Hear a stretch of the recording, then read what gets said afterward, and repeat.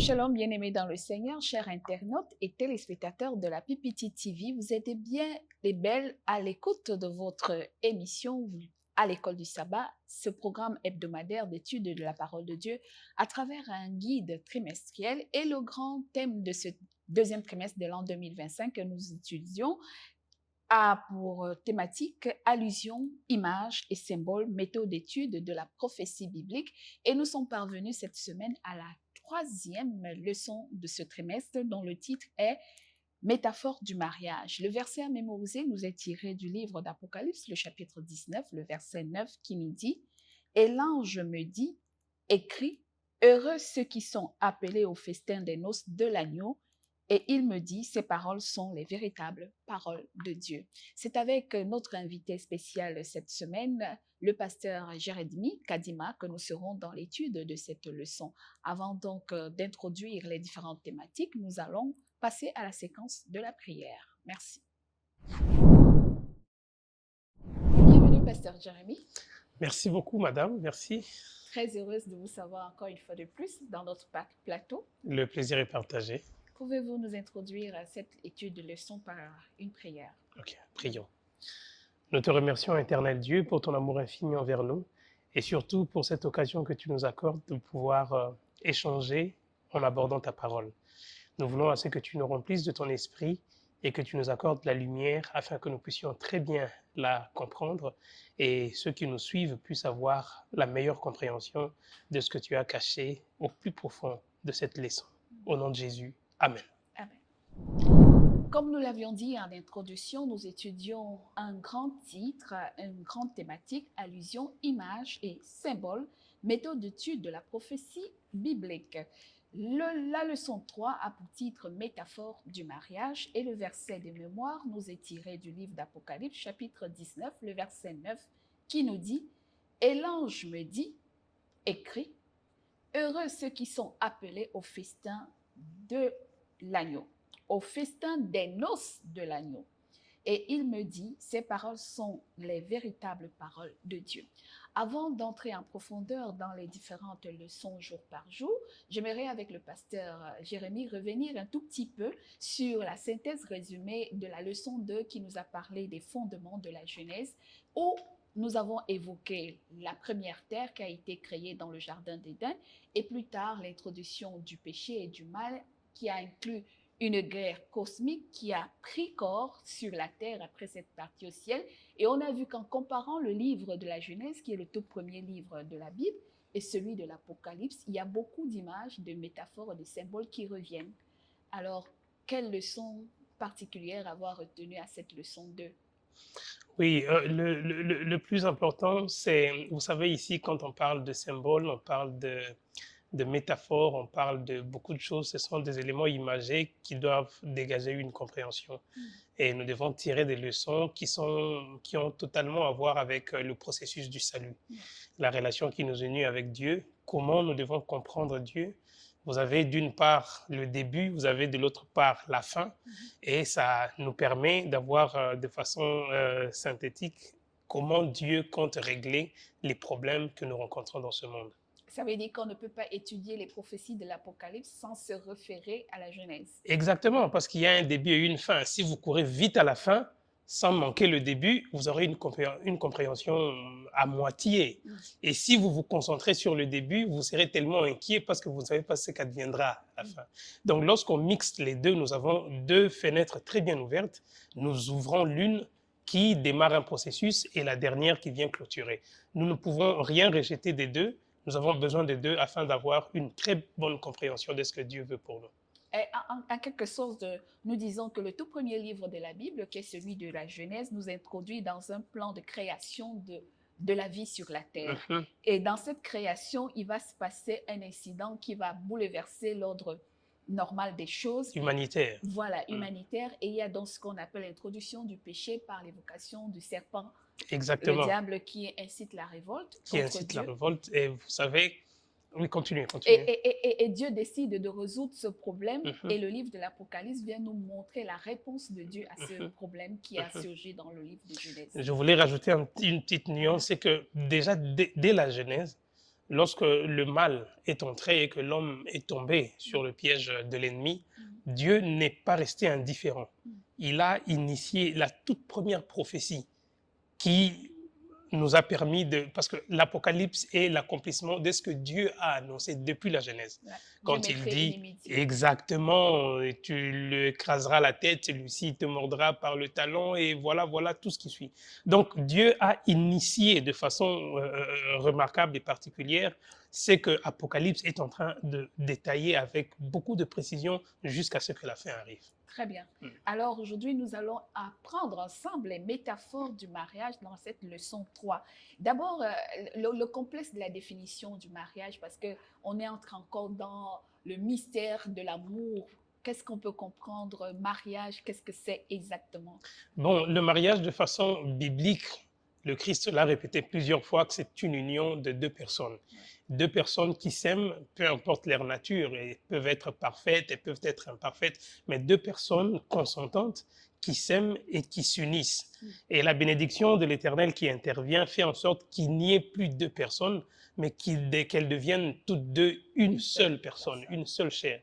Et c'est comme ça que le Christ dira plus tard que personne ne sépare ce que Dieu a uni.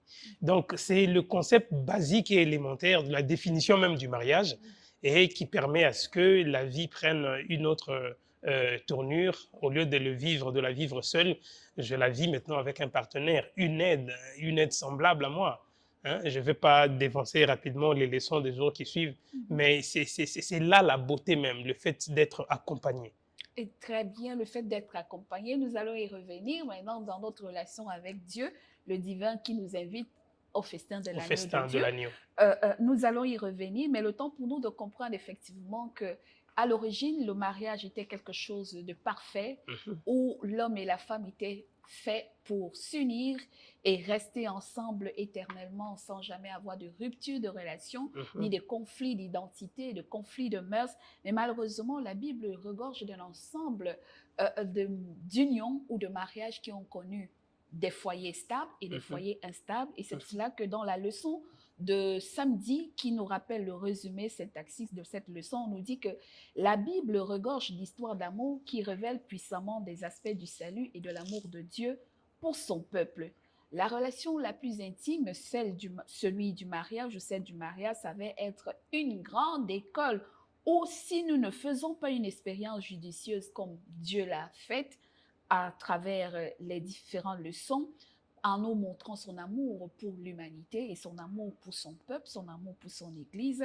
Ce que nous devons retenir de la leçon de samedi, c'est qu'elle nous dit qu'au-delà de notre bonheur conjugal, le mariage devait être une école dans laquelle nous apprenons les leçons profondes sur nous-mêmes et sur notre relation avec Dieu. C'est ainsi que tout au long de la semaine, donc, nous apprenons des exemples types de mariage qui ont connu un succès et des exemples types de mariage qui n'ont pas connu le succès parfait et l'idéal que nous aurons espéré. Et c'est ce en quoi nous nous disons que comment ces différents types de mariage peuvent nous aider à construire notre relation ou à comprendre le sens de notre relation avec le divin. Alors, c'est ainsi que je voudrais permettre au pasteur d'introduire la leçon de dimanche, une seule chair. Qu'est-ce que c'est exactement? Justement, c'est ce que je suis en train de dire déjà dès mon introduction. C'est heureusement que j'ai souligné que je ne voulais pas courir très vite. Vous savez, dans la Bible, il y a très peu de métaphores qui mettent en exergue la relation qui nous unit avec Dieu. La plus régulière et celle qui se répète le plus souvent, vous irez de Genèse en Apocalypse, c'est le mariage. Vous trouvez tout le temps des mariages. Il y a des illustrations, on parle de l'époux, on parle de l'épouse, on parle du peuple de Dieu comme l'épouse, on parle de la nation de Dieu comme la femme. Il y a vraiment, elle revient de façon répétitive.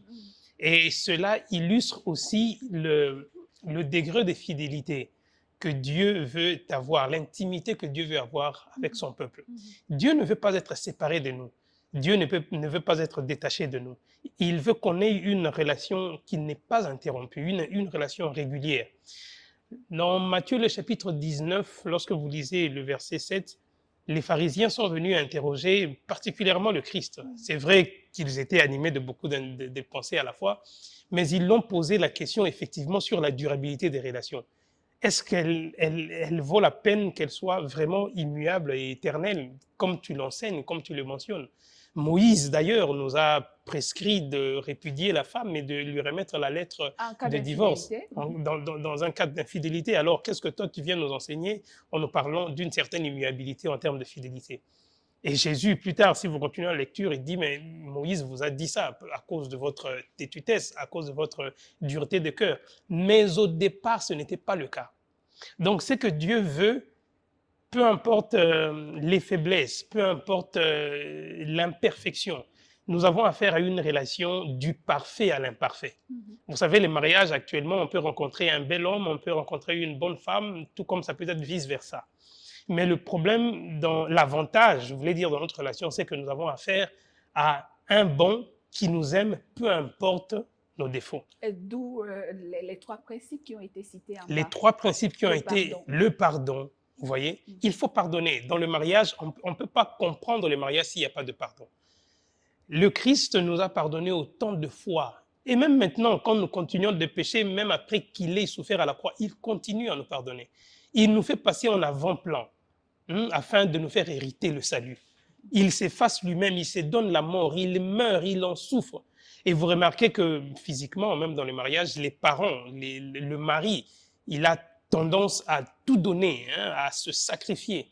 Et vous voyez, si des hommes aussi imparfaits... D'ailleurs, c'est l'un des principes 3 qu'on a dit que mettre l'intérêt, le bonheur de l'autre au-dessus du vôtre, vous voyez. Et c'est exactement ce que Dieu fait avec nous.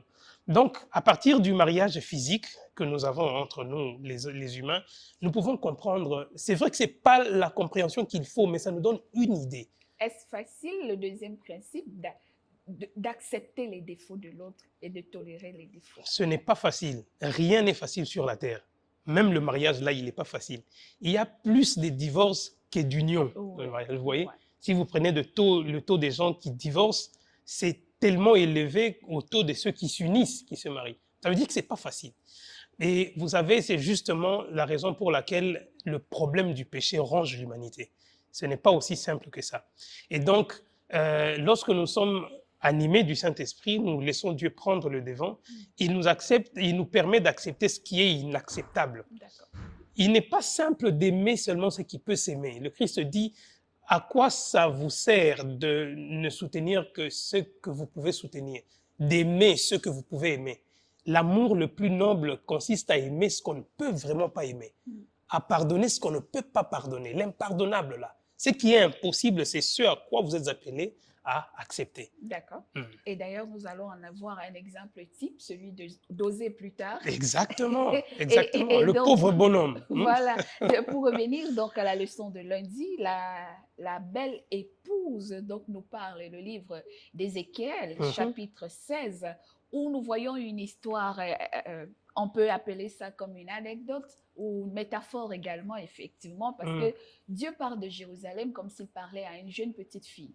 Et il dit d'abord dans ce texte d'Ézéchiel que l'enfant a été abandonnée parce qu'elle a été issue d'une relation illicite et elle a été abandonnée par la mère avec son cordon ombilical dans un lieu public comme ça. Et Dieu qui retrouve l'enfant abandonné parce que, en référence en disant que cananéen, donc c'était un peuple incirconcis, un peuple païen qui était un peuple supposé être rejeté par Dieu parce qu'il adorait d'autres dieux. Et Dieu va dire qu'il va prendre soin de cette petite fille, il va la vêtir, il va en prendre soin, il va nourrir jusqu'à ce qu'elle devienne mature, prête à être épousée. Et il décide même de la prendre pour épouse et il embellit les ornements. On nous dit de fin lin, de bijoux, de colliers, d'anneaux, des ornements. Mais curieusement, elle va abandonner son mari pour aller se prostituer. Et la leçon, l'une des questions les plus, c'est dit que quels sont les dangers du fait de se fier à notre propre beauté? La beauté spirituelle, c'est-à-dire comment pourrions-nous penser qu'il y a quelque chose en nous-mêmes qui nous donne du mérite auprès de Dieu ou qui nous rend dignes de son amour. Parfois, après avoir rencontré Dieu, nous construisons une relation schématique où on nous dit « Oh, je suis spirituellement connecté à Dieu, je rends ma dîme, je vais à l'église, je chante à la chorale, je suis diacre, je suis premier ancien, je suis pasteur, je fais des prédications et puis je convertis de milliers de personnes. » Et ainsi, ces valeurs, ces actes que nous posons commencent à nous donner un certain orgueil spirituel Exactement. qui voudrait maintenant faire croire que C'est pas vous-même. c'est par nous-mêmes que nous avons acquis ces grâces et que tout le mérite nous revient et parfois nous nous en vantons en nous moquant des autres qui sont encore faibles dans la foi. Quel est le danger à ne pas tomber dans ce type de piège? Vous savez, c'est exactement la raison pour laquelle les Saintes Écritures déclarent que Dieu résiste aux orgueilleux. Il les résiste pourquoi? Ça veut dire qu'il les acceptait un moment. Et après un temps, il commence à résister. Il résiste parce que ceux qui étaient totalement dépendants de lui, ceux qui recevaient tout de lui, du coup, passent une information qui porte à le réduire. C'est comme s'il ne valait rien.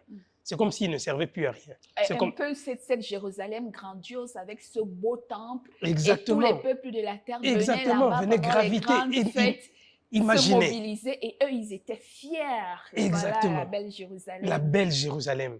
Et vous voyez, même lorsque Jésus va prophétiser sur la destruction du temple, pour les disciples et les habitants de Jérusalem, c'était quelque chose d'impensable. Donc le niveau de dépendre de soi-même avait atteint des dimensions, ça avait atteint des proportions. Donc nous devons faire très attention. Ce que Dieu dépose en nous doit servir à lui d'abord. Lorsque nous détournons le regard de celui qui vous donne, même chez nous des hommes, lorsque je vous accorde quelque chose et après vous vous détournez, il y a abus de confiance. Oui. On dit même que c'est une infraction. Vous voyez? Donc il faut qu'on fasse très important parce que le danger, c'est que nous pouvons nous voir rejetés. Nous pouvons nous voir on nous résiste maintenant. Nous qui avions la faveur et nous voilà maintenant en train de souffrir. Et c'est ce que Jérusalem a connu, c'est ce que les Israélites ont connu. Tout le temps, ils étaient toujours, quand ils s'est rebellés, il y avait un malheur qui arrivait. Lorsque Dieu s'est détaché d'eux, il y avait toujours un malheur qui arrivait. Et tout ça, ce sont des multiples dangers qui viennent rendre la vie beaucoup plus amère lorsque nous tournons notre regard de lui. Ça veut dire que nous pouvons recevoir beaucoup de grâce, beaucoup de dons, de bénédictions de Dieu qui, à un moment donné, font la fierté, la gloire. Mais si nous prenons ces dons, ces bénédictions et nous commençons à les utiliser, non pas pour la gloire de Dieu ou pour nous-mêmes, en croyant que si je prie, les gens guérissent, c'est par moi-même. Si j'ai les révélations, c'est par moi-même. Et quand ou bien le don de chanter, et puis je mets ça à la disposition d'autre chose que de servir à la gloire de Dieu, qui m'a donné le don. Et le danger, c'est qu'effectivement, à un moment donné, Dieu nous rejette. Il y a le rejet. Merci, pasteur, pour l'intervention. Est-ce que vous pouvez nous faire un résumé de la journée de mardi avec la femme prostituée d'Osée? Quelle est la leçon à retenir? Oui, la femme prostituée d'Osée, dans cette leçon, on voit Dieu veut nous donner une illustration. Il veut que nous comprenions correctement ce qu'il ressent lorsqu'il nous voit nous prostituer. Vous savez, il a demandé à Osée de prendre une femme qui s'était prostituée. Et après, il lui a encore demandé dans le chapitre 3 de prendre une femme qui était aimée d'un amant. Donc, tous ces exemples, tous ces symboles, c'est pour nous aider à comprendre ce que Dieu ressent lorsque nous nous prostituons spirituellement. Lorsque nous allons après d'autres dieux, nous allons après d'autres intérêts, lorsque nous lui tournons le dos, c'est exactement la même chose que lui ressent. C'est vrai qu'à notre dimension humaine, la douleur est forte, mais à la dimension de Dieu, elle est encore supérieure. Donc, Osée est un matériel didactique que Dieu a utilisé afin de nous aider à comprendre qu'il souffre. Mais malgré cela, il fournit des efforts pour nous aider. Vous voyez, quand Jésus a été interrogé au sujet de savoir est-ce qu'il faut vraiment tenir pendant longtemps avec une femme genre qui se prostitue ou qui tombe dans l'infidélité. Les pharisiens ont évoqué le cas de Moïse qui a dit tu remets la lettre de divorce et puis tu répudies la femme. Mais Jésus dit non, non, ça c'est à cause de la dureté de votre cœur. C'est à cause de votre imperfection. Mais au départ, ce n'était pas le cas. Dieu nous a créés pour être ensemble, peu importe les réalités que nous continuons. Lorsque nous tombons, nous souffrons et lui aussi en souffre davantage. Pardonner et toujours pardonner. Toujours pardonner. L'amour qui excuse tout, qui supporte tout, il n'est pas tout à fait évident, mais si Dieu nous supporte malgré, nous demandons pardon pour un péché aujourd'hui, nous retombons demain et puis nous revenons et Dieu nous accepte. Et c'est la beauté du mariage. Celui qui ne sait pas pardonner, qui ne court pas après le mariage. D'accord. Mercredi, Isaac et Rebecca, nous avons appris dans Genèse, le chapitre 24, si nous revenons, lorsque Abraham envoie son serviteur Abimelech chercher une épouse épouse à son fils Isaac, Isaac. il lui donne une consigne particulière, c'est de ne pas prendre une épouse à son fils dans le territoire des Canaan qu'il avait accueilli, mais de rentrer dans la terre patrie d'Abraham. Et on sait que Abraham est dur de Chaldée, ça veut dire babylonien. Il demande plutôt à son serviteur d'aller chercher une épouse à son fils de ce côté. Et puis Rebecca va tout abandonner, comme Jésus a tout abandonné au ciel.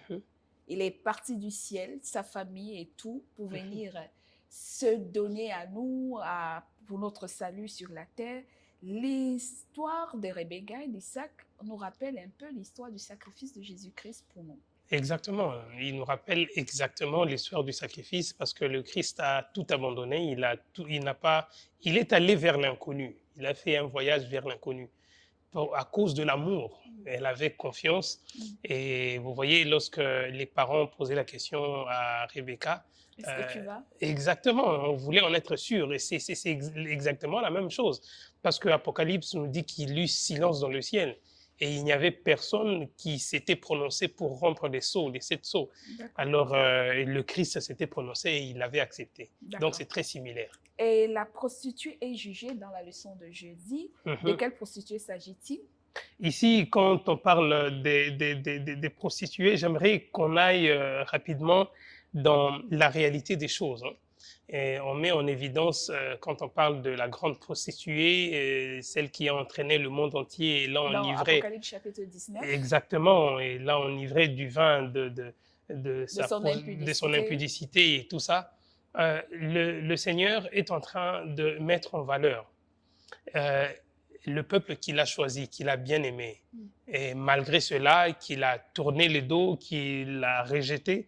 Et Dieu fait un jugement. Vous savez, il est vrai que nous commettons des erreurs, il y a toujours un temps pour chaque chose. Il y a un temps où le Seigneur lui-même remet à l'ordre ce qui avait été tordu, ce qui s'était déboîté, qui est sorti du chemin. Et donc, il y a un temps que Dieu a fixé pour juger tous ceux qui vont à la dérive. Son peuple, bien évidemment, les êtres humains, les hommes qui se laissent faire par le régime du péché, en lieu et place d'accepter la grâce que Dieu accorde en lui demeurant fidèle et obéissant à sa loi et à ses commandements. Donc, la prostituée est jugée dans le sens que la prostituée ici, Babylone, telle que dit Apocalypse 19, cette prostituée qui a entraîné les nations au vin de son idolâtrie, du rejet de Dieu, de l'homosexualité, de toutes sortes de dépravations. De toute immoralité, au fait. De toute immoralité, d'exploitation de l'homme par l'homme. Dieu dit que tout ce système monde, il a appelé une prostituée. La prostitution. Et qu'il va détruire cette prostituée. Et à contrario, il relève une autre femme vertueuse qu'il va restaurer et qu'il appelle exactement, la bonne épouse. La bonne épouse. Et vous voyez le contraste à la fin, c'est qu'on fait référence à la nouvelle Jérusalem. Voilà. On fait le contraste entre l'ancienne Jérusalem et la nouvelle, qui descendra directement du ciel et qui héritera ce qu'elle mérite.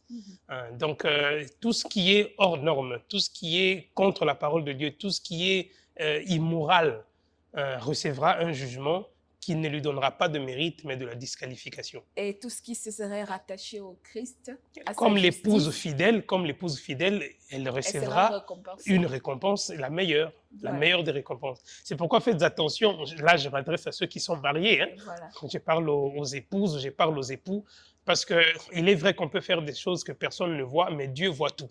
Et à un temps bien déterminé, en un temps record, il finira par tirer ce jugement. N'attendez pas seulement Babylone comme vous espérez voir une ville, mais non, c'est que vous plongez au beau milieu de la ville de Babylone, c'est-à-dire la corruption. D'accord. Donc, évitons donc des mariages faits de corruption, de mensonges, exactement, de duperie, de confusion. De tribalisme, de sélectivité et de bien d'autres choses à la fois qui peuvent nuire à l'ensemble. Nous avons donc utilisé et étudié les métaphores du mariage tout au long de cette semaine en les comparant à la relation que nous avons tout le temps avec Dieu. Et c'est pour cela que dans la leçon de vendredi, d'ailleurs, on nous dit que une fois que nous nous sommes rendus compte que Dieu utilise les relations humaines comme le mariage pour parler de sa relation avec nous, autant il nous supporte, autant certains couples sont appelés ou les couples sont appelés à se supporter, à se pardonner, à s'excuser les pardons et mettre toujours en priorité le bonheur et le bien-être, L'amour. l'amour et le bien-être de l'autre en priorité. On nous dit que dans le commentaire de vendredi, le dernier paragraphe nous dit ou comme elle l'écrit ici, le Seigneur l'Éternel n'accomplit aucun de ses desseins qui ne l'ait d'abord révélé à ses serviteurs, les prophètes. Les choses cachées appartiennent à l'Éternel, notre Dieu, mais les choses révélées sont pour nous et pour nos enfants à jamais. Ces choses, Dieu nous les a données et sa bénédiction accompagnera une étude respectueuse des Écritures prophétiques faites dans un esprit de prière. Un peu pour nous dire que les métaphores, les anecdotes sur le mariage sont aussi un mécanisme ou un langage que Dieu utilise pour nous parler de sa relation avec son Église. Avec son peuple. Avec son peuple, avec ceux qui croient en lui. Si nous essayons de comprendre le symbolisme de chaque saison, parce que dans Apocalypse 12, par exemple, on nous parle d'une femme qui va enfanter un enfant et donc la postérité sera persécutée pendant 1260 jours. Il s'agit bel et bien de l'Église. Il s'agit bel et bien de l'Église. Donc Dieu prend son peuple comme son épouse et dont il appelle dans le livre d'Apocalypse chapitre 21 la fiancée qui s'est parée pour entrer dans le festin des noces de l'agneau. Et c'est justement celui-là qui est appelé aux noces, de l'agneau. Merci. Donc, message de clôture, comme leçon d'application, c'est pasteur, qu'est-ce qu'on retient? Oui, ce que nous retenons, c'est que nous devons faire très attention dans tout ce que nous posons comme acte. Aussi moindre qu'il puisse être, le Seigneur en souffre toujours. Nous sommes en relation avec Dieu, nous sommes en liaison avec lui, nous sommes en mariage avec lui. Donc les moindres actes que nous posons, le moindre péché qui s'échappe de notre vie est une déception, est une trahison. Et elle n'est pas différente d'une prostituée qui trahit son mari, qui trahit son époux. Ok, d'accord. Leçon bien compris. Et nous vous aurons espéré que pour ceux qui sont mariés, vous avez des engagements, des serments faits l'un pour les autres. Appliquons-nous à mettre en exergue ces serments pour que nos alliances ou nos unions ne soient pas brisées. Mais si le chaos arrive, l'espérance est en Jésus-Christ qui restaure toutes choses, même quand les relations humaines sont brisées. Il n'y a que Dieu qui est capable de restaurer en nous l'amour parfait parce que au moins, son amour à lui est un amour inconditionnel. Il ne s'arrête pas, il est sans fin quand nous restons connectés à son amour, parce que son amour nous donne les dispensations. Et pour qu'un amour reste parfait, il faut faire plaisir à son partenaire. Et faire plaisir à Dieu, c'est obéir à ses commandements.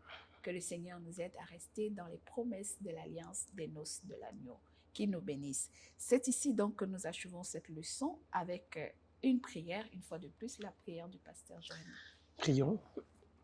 Seigneur, nous te remercions pour nous avoir dirigés et conduits durant cette séance d'apprentissage et de partage.